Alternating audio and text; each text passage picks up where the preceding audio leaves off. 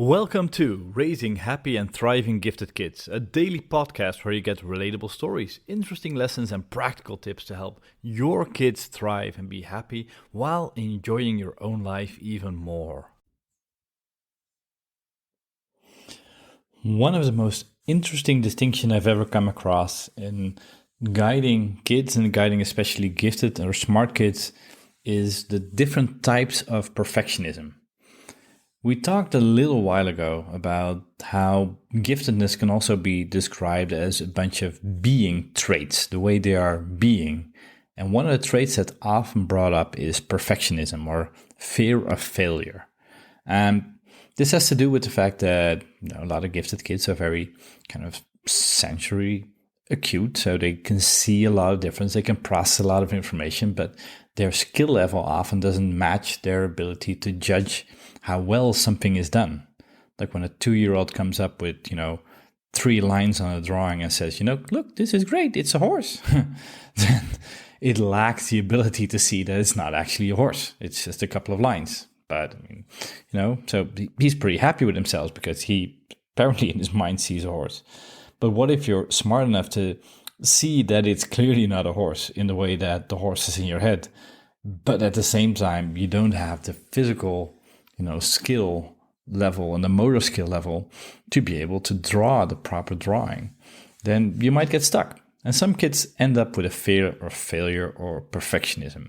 But perfectionism has gotten bad rep. That perfectionism is an inherently bad thing, but it depends on the type of perfectionism.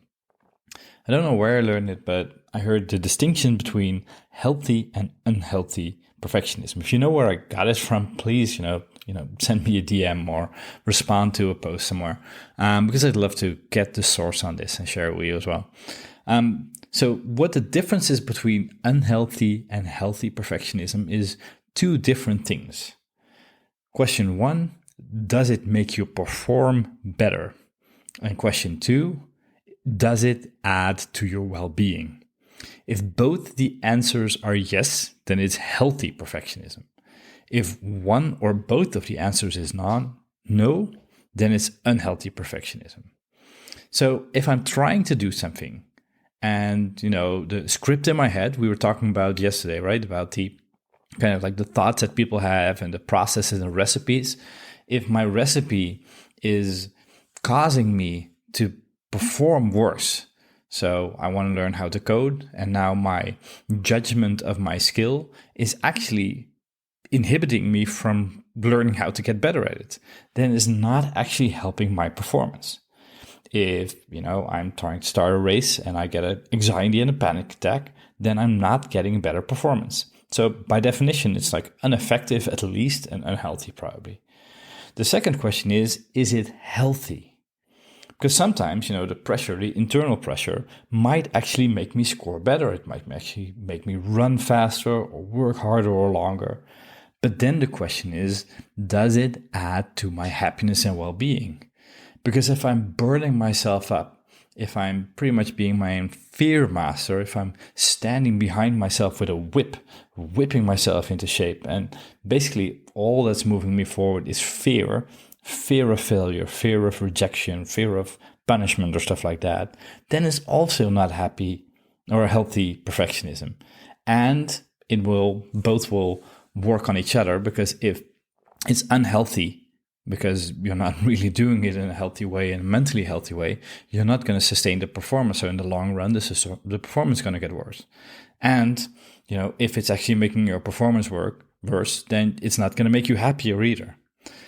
So look at ways to see how you're dealing with perfectionism. Look at yourself, look at your child. Is this healthy or is this unhealthy perfectionism? And this might be one of the nice moments to get that psychoeducation thing going again. Share this story with your kids and figure out, is the way that they're driving themselves a healthy form of perfectionism or an unhealthy form of perfectionism? And are there ways to shift that?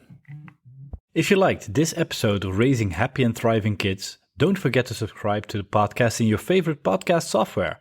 And if you want to dive deeply into all the things you can do to help your kids thrive Be happier while making your own life more enjoyable? Go to smartparenting.secrets.com, where you can get free additional training. Hope you enjoyed this episode, and as always, bring out the best in yourself and each other.